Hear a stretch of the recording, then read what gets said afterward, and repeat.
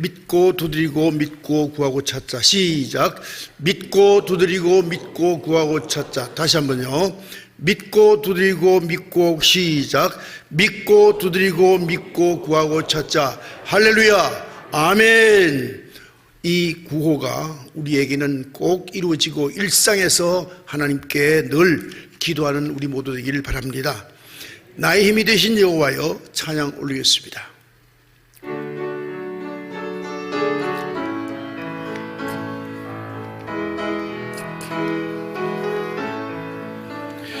나의 힘이 되신 여호와여 내가 주님을 사랑합니다. 주는 나의 반석이시며 나의 요새시라. 주는 나를 건지시는 나의 주 나의 하나님 나의 배할 바위시요 나의 방패시라. 나의 하나님 나의 하나님 구원의 뿌리시요 나의 산성이라. 나의 하나님 나의 하나님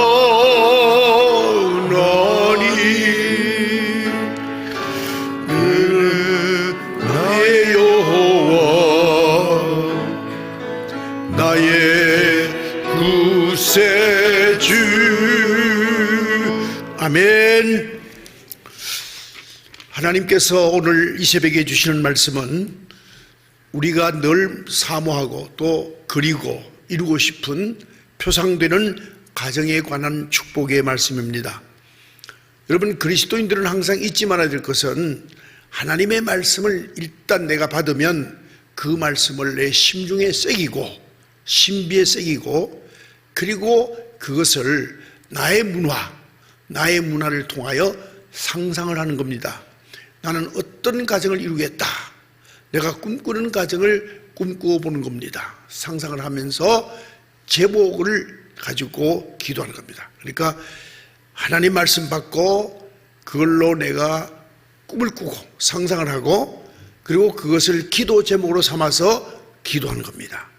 이렇게 될 때 우리에게 응답의 역사가 이루어지는 줄로 믿습니다. 여러분, 각자가 이 128편 말씀을 이걸 상상을 하시기 바랍니다.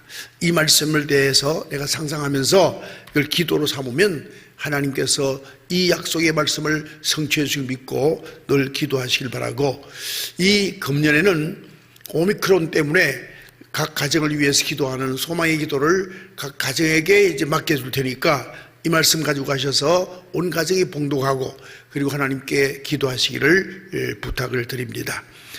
여러분, 우리가 꿈꾸는 가정은 어떤 가정일까? 먼저 가정이 하나님 나라가 되어야 한다는 겁니다. 여러분, 교회도 하나님 나라가 되어야 되고 또 나아가서는 나라도 하나님 나라가 되어야 되고 더 나아가서는 세계가 하나님 나라가 되어야 됩니다. 그래서 늘 나의 가정을 하나님 나라로 만들어 가자 하는 꿈을 가져야 될 줄로 믿습니다. 특별히 오늘 1절 말씀을 보면 우리의 사랑이 에로스에서 필로스로 그 다음에는 아카페로 우리가 성숙되어 가야 한다는 겁니다. 여러분, 가정에서 문제가 생기는 것은 왜 생기느냐? 에로스에 머물러 있기 때문입니다. 이것은 동물들이 하는 사랑입니다. 그래서 이 에로스에서 빨리 이제 아카페, 하나님이 사랑하는 사랑, 하나님의 사랑, 그 사랑으로 성숙되어 가야 합니다. 그러니까 혹이 부부지간에 나를 섭섭하게 하고 나를 아프게 한 일이 혹이 있다 하더라도 불쌍히 보고 또한 동정하는 마음으로 그야말로 자비를 베푸는 마음으로 서로 기도하는, 뭐 남편이 그렇든 자녀가 그렇든 어떤 문제가 생기든 가정에 문제가 있으면 자비로움으로 하나님께 기도하는, 자비로움으로 대하는, 자비로운 사랑으로 서로 사랑하는 이러한 가정이 될 때 하나님의 나라가 되는 줄로 믿습니다. 그래서 1절에 여호와를 경외하며 그의 길을 걷는 자마다 복이 있다 그랬습니다. 여러분, 우리가 분명하게 알아야 될 것은 이 128편은 성전에 올라가면서 하나님께 노래한 노래십니다. 그러니까 이 사람은 뭘 아느냐? 내가 복 받는 길이 어딘가를 잘 아는 사람입니다. 복은 누가 주느냐? 하나님이 주신다를 확실히 아는 사람. 얼마나 지혜롭습니까? 여러분, 지혜 중에 지혜가 복의 근을 아는 것이 지혜입니다. 그래서 하나님께서 복을 주신다 하는 것을 확고히 믿습니다. 그리고 또 다음에는 뭘 믿느냐? 내가 성전 제사를 온전히 드림으로 말미암아 하나님께 복을 받는다 하는 것도 잘 알고 있습니다. 그래서 성전으로 올라갑니다. 여러분, 성전은 솔로몬이 처음 성전 건축을 했는데, 솔로몬이 성전 건축할 때 하나님께 기도하는 내용이 있습니다. 뭐죠? 여호와 하나님이여, 이 성전이 기도하는, 만민이 기도하는 집이 되게 해 주시옵소서 그랬습니다. 물론 기도라는 것이 장소와 상관이 없습니다. 그렇지만은 분명하게 성서는 말하기를 하나님의 성전에서 제사하는 것과 하나님의 성전에서 기도할 것을 요청하고 있음을 볼 수가 있습니다. 그 다음 두 번째는 이제 내가 행복하자면 어떻게 될까? 실제 행위, 복은 하나님께서 오는데 그 받은 복을 내가 나의 삶 속에 적용시키자면 어떻게 될까 하는 것을 오늘 본문에서 아주 명료하게 기록하고 있습니다. 먼저 부부의 사랑이 하나님의 사랑으로 바뀌게 된다 하는 것입니다. 우리 다 함께 부부 사랑이 하나님 사랑으로 바꾸자. 그렇습니다. 여러분, 이것은 이스라엘의 문화지요. 문화지만은 우리가 본받을 점이 하나 있다는 겁니다. 그건 뭐냐 하면 부부지간에 남편은 일주일에 한 번씩 꼭 식사 때에 식구를 다 모아놓고 아내를 사랑하는 시를 낭송합니다. 그러니까 자기가 짓습니다. 자작시를 짓고요, 그걸 아내와 온 식구 앞에서 읽습니다. 그래서 사랑의 고백을 일주일에 한 번씩 공의적으로 온 식구 앞에서 하는 겁니다. 그렇게 하고 또 아내는 어떤 일이 있더라도 남편의 권위를, 자기의 삶을 바쳐서 권위를 세웁니다. 이 두 가지가 참 중요합니다. 여러분, 우리는 교회에서 여러분의 자녀를 양육해 주리라 생각하지만 교회는 여러분의 자녀를 양육시키지 못합니다. 왜? 만나는 시간이요, 한 주일에 한 50분? 1시간? 이렇게 만납니다. 도저히 안 됩니다. 각 가정에서 어머니가 양육사가 되어야 됩니다. 양육교사가 되어서 가정에서 어머니가 양육을 해야 되는데 하나님의 자녀로 양육을 해야 됩니다. 목표는 하나님의 자녀. 얘야, 무슨 대학 들어가고 누구 음악가 봐라, 누구 학문하는 사람 봐라, 이렇게 하는 것이 아니고 하나님을 바라보게 하는 겁니다. 하나님을 바라보게 하고 하나님으로부터 오는 지혜와 하나님으로 오는 사랑을 받도록 하는 그릇 만들기가 어머니 손에 달려 있습니다. 여러분, 이 세상에 아무리 사랑한다 하더라도 어머니가 자녀 사랑하는 사랑을 능가할 사랑은 없습니다. 이제 우리는 위협을 느끼고 있습니다. 어머니가 자녀를 버리는 사건이 우리나라에 벌어지고 있습니다. 이 위기입니다. 어떤 위기? 인간됨을 포기하는 위기입니다. 인간됨의 파괴입니다. 이건 정말 살인 강도와 살인하는 것은 역사적으로 항상 있습니다. 어느 사회에 항상 있습니다. 여러분, 성경이 창세기 누가 나옵니까? 가인이 아벨을 죽이잖아요. 있을 수 있습니다, 그건요. 그렇지만은 어머니가 자기 자녀를 죽이는 거, 이거는 세상 말기입니다. 뭘 가지고 세상 말기라고 그럽니까? 하나님이 주신 사랑이 끝장날 때 끝난 거 아닙니까? 이걸 생각해야 됩니다. 그렇지만 온전한 여성은, 온전한 어머니는 자녀를 위하여 목숨을 진실로 버립니다. 여러분, 이걸 꼭 아시기 바랍니다. 요즘 미국에 한창 토네이도도 많이 오고 그런다는데 그 할머니가 그랬다 그러죠. 자녀를 모욕기구 안에다 넣고 애 둘을 넣고 성경을 거기 넣어놨답니다. 토네이도에 날아가 버렸는데 애가 살아났다는 거죠. 이것은 상식적인 이야기고 다 그렇다는 얘기는 아니겠지만은 우리에게 주는 교훈이 있습니다. 말씀으로 자녀를 양육하면 하나님께서 보호하십니다. 누가? 어머니가. 말씀으로 양육하면 자녀가 하나님께 은총과 축복을 받는 위대한 인물이 되는 줄로 믿습니다. 여러분, 어머니들이 젖만 줄 알았지, 밥만 먹일 줄 알았지, 옷만 입힐 줄 알았지 아이에게 영혼의 말씀을 주지 않는 거예요. 영혼이 텅 비면 안 됩니다. 영혼이 배고프면 안 돼요. 영혼이 말씀으로 가득 차야 합니다. 그래서 생각하느니 하나님, 말하느니 하나님, 행하는 것이 하나님, 이런 인생이 될 때 그는 하나님이 책임지는 겁니다. 여러분, 성경에 많은 사람이 등장하지만 사무엘 같은 사람은 정말 참 훌륭한 인물입니다. 그 사무엘이 1살에서 5살까지 누구에게 기름 받았느냐? 한나에게 기름을 받았습니다. 그가 자라나서 성전에 가서 성장했지만은 그것은 어디까지나 엘리 아래서 그가 제사장 되는 여러 가지 절차를 공부했겠죠. 그러나 그 인성, 영성은 어머니 한나로부터 배운 겁니다. 분명히 하나님께 한나가 기도하기를, 하나님이여 내게 아들을 주시면 하나님 앞에 바치겠습니다. 그 하나님 바치는 일이 뭡니까? 우상 숭배하는 사람들은, 특히 여러분께서 자녀를 제단에 올려서 태워 바치는 일이 있었지 않습니까? 우리나라도 경주에 있는 그 종 하나가, 여러분 에미네 종이라 있지 않습니까?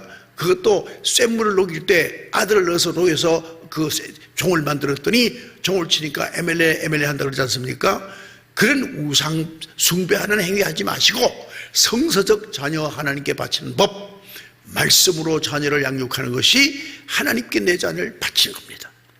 몰록신을 섬기는 사람들은 자기 아들, 맏아들을 신전에 올려서 난도질을 해서 피를 흘리고 그리고 그걸 태우고 신에게 복을 받을 작정을 하지만 성서는 그렇지 않습니다. 너희가 하나님의 자녀를 하나님의 말씀으로 기르면 그가 하나님께 바칠 바 되느니라. 이것을 우리는 자녀의 산제사입니다. 우리도 함께 자녀의 산제사. 자녀의 산제사는 하나님의 말씀으로 자녀를 기르는 것이 자녀를 하나님께 바치는 겁니다. 이걸 알아야지 쓸데없이 여러 가지 우상적 행위를 하는 것은 합당치 않고 하나님 받지도 않습니다. 그래서 어머니는 자녀를 양육하는 일에 책임자입니다. 왜 그러냐? 아버지는 집에 계시는 시간이 별로 없어요. 그리고 또 뿐만 아니라 아버지는 대사회적인 역할을 하기 때문에 아무래도 정서적으로 부족합니다. 그렇기 때문에 어머니가 자녀를 잘 길러야 하는데 그 인격이란 지정의가 균형 있게 자라게 하는 것도 필수적이죠. 또 뿐만 아니라 오늘 말씀에 보면 일하는 가정이 되어야 된다는 겁니다. 여러분, 우리가 한국 사람들이 이상한 생각을 가지고 있어요. 노세 젊어 노세. 젊을 때 일할 때인데 노세 합니다. 여러분, 나이 들면요 놀 시간이 무지 많습니다. 선배 은퇴한 목사님에게 전화해보면요, 목사님 언제 저 뵐 수 있을까요? 그러고, 그럼요, 나는 남는 게 시간밖에 없어요. 그래요. 얼마나 불쌍한 인생이 됐습니까? 여러분, 가정마다 일하는 가정이 되어야 됩니다. 여러분, 하나님께서는 우리에게 일하도록 만들어 주셨습니다. 그러므로 일은 거룩한 행위입니다. 일하는 자체는 거룩한 행위입니다. 하나님이 주신 명령입니다. 그렇기 때문에 우리는 가정마다 일하는 가정이 되어야 합니다.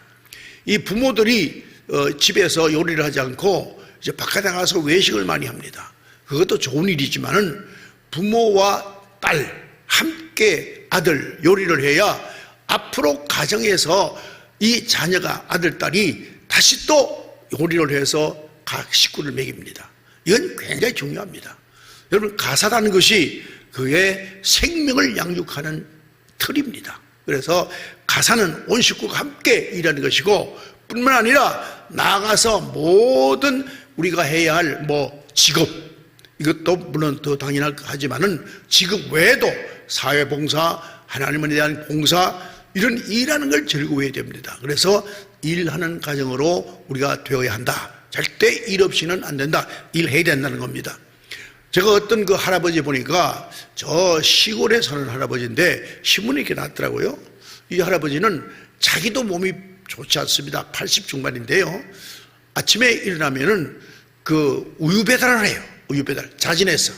왜 우유 배달하느냐? 그 동네는 노인들이 많으니까 자연지 이제 문 하나로 다니는 겁니다. 다니면서 꼭 두들겨서 노인이 직접 나와야 오를 줍니다. 그냥 두고 가는 게 아니에요. 그러므로서 생사를 확인하는 겁니다. 그리고 또 병이 걸렸냐 안 걸렸냐 확인하는 겁니다. 그리고는 이제 혹시 몸이 좋지 않다 싶으면 그 다음에는 낮에는 그 어르신을 모시고 제 보건소에 가는 겁니다. 그 연세 높은 어른이 참 제가 볼 때는 살아있는 천사다. 여러분, 나이가 아무리 들더라도 이 일을 만드십시오. 어떻게 만드느냐? 지팡이를 들고 정말 그 할아버지처럼 오른손에는 우유를 들고 가서 문을 두들기고 아무개 어른 계세요. 그리고 안부를 확인하고 그리고 어려우면 도와드리고 이런 일을 하면 천사죠, 천사. 예? 천사는 꼭 뭐 아기 천사만 있는 게 아니에요. 할아버지 천사도 있어요. 그래서 우리가 끝날 때 죽음의 자리까지 갈 때까지 일하는 겁니다.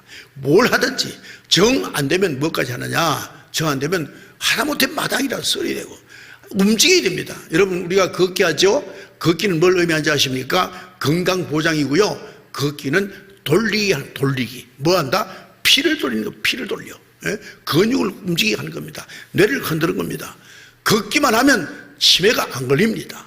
여러분, 걷기만 하면 거의 질병은 거의 다 해결이 됩니다. 여러분, 그래서 일하는 가정이 되어야 된다. 그래서 항상 작업하고 일하는 그런 가정이 되도록 근면성실한 가정이 되도록 만들어라. 그런데 하나님께서 복을 주신다는 믿는 가정은 일하는 것마다 열매가 충만한 거예요. 우리 다 함께 열매가 충만한 가정.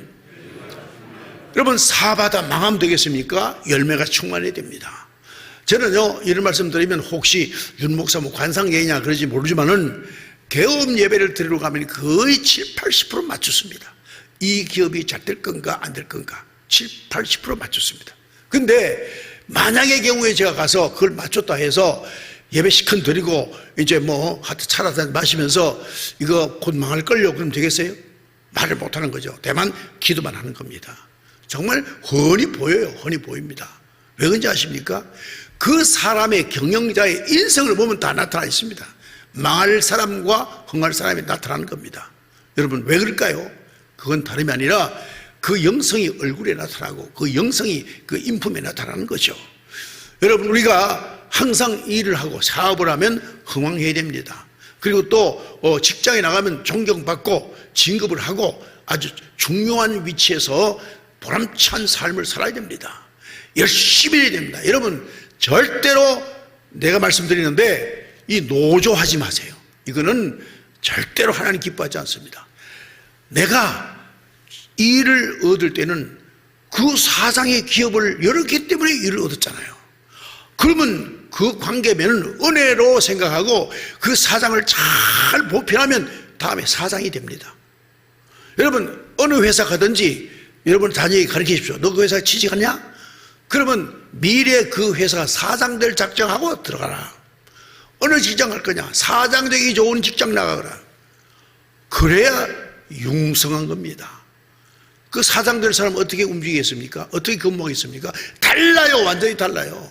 다른 사원 다 나오기 전에 1시간, 2시간 전에 가서 마당 쓸고 청소하고 책상 바로놓고 각 돌아다니면서 혹시 위험한 부분이 있느냐 살피고 안전 점검하고 그리고 아마 아침 업무를 시작할 겁니다. 그렇게 되면요, 자연히 하나님이 아시고 그를 맡기시는 겁니다. 하나님께서는 우리 자녀를 꼬리 되지 않고 머리 되도록 축복하시는 하나님인 줄로 믿습니다. 어느 회사에 가든지 대기업을 가든지 소기업을 가든지 나는 이 회사에 사장대로 왔다, 이 포부를 가지고 회사 근무할 때 당연히 그렇게 될 줄로 믿습니다. 이제는 가면 갈수록 세상이요, 이제는 혈통적으로 하는 세상은 끝났습니다. 그렇기 때문에 그의 공적을 보고 그의 인성을 보고 그의 건면을 보고 대표가 될 수밖에 없는 시대가 왔습니다. 여러분, 이런 시대에 여러분 자녀가 모두 요긴한 일을 맡아서 영광을 하나님께 돌리는 복된 자녀 되시기를 주님의 이름으로 축원합니다. 그리고 또한 본문의 말씀에 있는 그대로 말씀드리면 이제 5절에 여호와께서 시온에서 내게 복을 주실지어다, 이 말은 뭔 말입니까? 뭐 다른 말 다 빼고 하나님의 교회 중심으로 가정생활을 한다, 그 말입니다. 여러분, 우리가 결혼을 합니다. 결혼하는데 세상의 친구들하고 같이 이렇게 지내면 이 영향을 받습니다. 술 잘 먹는 친구 만나면 술을 먹게 되고요. 노름 좋아하는 친구 만나면 노름하게 되고요. 그 다음에 엉뚱한 짓 하는 거 좋아하는 사람 만나면 엉뚱한 짓 하게 돼 있습니다. 저도 그런 시대를 겪어봤습니다. 결혼하고 처음에 친구들 초청합니다. 뭐 대학 동창들 뭐 이렇게 초청합니다. 와가지고요, 뭐 다른 거 없어요. 뭐 술 한잔 먹고는 도박하는 거예요. 그 주인에 대해서 어떻게 해요? 같이 올려줘야지. 그렇잖아요? 아, 술 받아고 그러는데 안 받을 수 있어요? 친구인데. 그러나 그리스도 안에 있는 교회 중심으로 친구를 사귀면요, 안전한 아름다운 정말 성이 쌓입니다. 어떤 성? 신앙의 벽이 쌓이는 겁니다. 그래서 가정의 분위기가 환경의 영향을 안 받을 수 없어요. 그래서 교회 중심 가정은요, 하나님께서 은혜 베풀어 주시고 하나님께서 항상 함께 하시고 도우시는 역사가 클 줄로 믿습니다. 세속 속에 우리가 살고 있으나 하나님의 나라는 언제나 안으로 하나 된 후에 그 힘으로 다시 세상을 걸어나가는 거죠. 그렇기 때문에 교회를 중심으로 하는 가정 될 때 하나님께서 은혜와 축복을 더하여 주시는 줄로 믿습니다.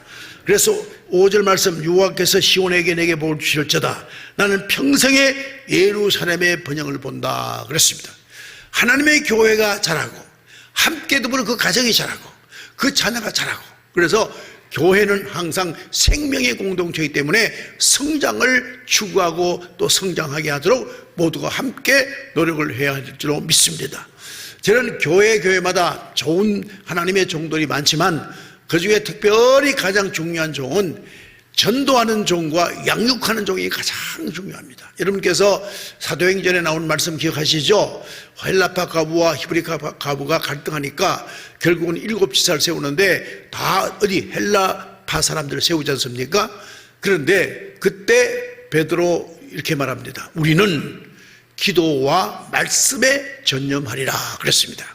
그러니까 하나님의 교회에서 가장 아름다운 종은 누구냐?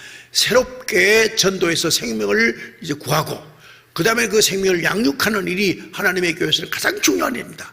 뭐니 해도 생명을 구하고 생명을 양육하는 일이 가장 중요합니다. 저도 지금 기억이 남습니다.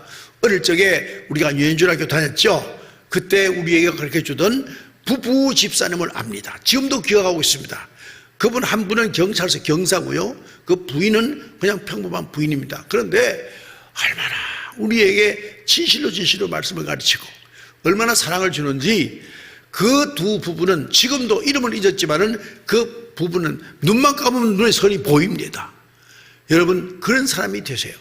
우리 교회 양육교회 교사, 그 일생 동안 여러분에게 그 사랑받는 사람이 잊지 않고 늘 사표로 떠올릴 수 있는 사람, 이 사람이 교회는 너무나도 소중한 하나님의 종입니다. 그래서 예루살렘의 번성은 뭘 말하느냐? 하나님의 교회에서 생명 구하고 양육하고 하나님의 성전이, 그리고 하나님 나라가 점점 확장되는 것, 이것과 함께 가정이 확장되고 가정이 자라나는 것, 이 함께 정비라는 거죠. 이러한 복을 받기를 사모하며 기도하라 하는 것입니다. 6절 말씀, 내 자식의 자식을 볼지어다 이스라엘에게 평강이 있을지로다 그랬습니다. 저는 평강이라는 말씀이 젊을 때는 별로 소중하지 않았어요. 젊을 때는 이 평강이라는 말보다는 뭐 승리 뭐 이런 말씀이 더 좋았습니다. 근데 지금은 승리보다 평강이 더 좋습니다. 왜 그런가 하면요, 생을 살아보니까 내 마음이 평강해야 나는 행복해지는 겁니다. 이 행복감은 어디서 우리가 받아들이느냐? 행복감은 바로 영혼에서부터 받아들입니다. 하나님이 우리에게 평강을 주시고 영혼이 평안해집니다. 그 다음에 또 이제 내 마음이 평안해지고 또 내 삶이 평안해지고 내 육이 편안해지는 것, 이게 최고예요. 아무리 가난해도 괜찮아요. 그 집에서 하하호 웃음이 온 동네로 퍼져나가면 최고의 행복한 가정이에요.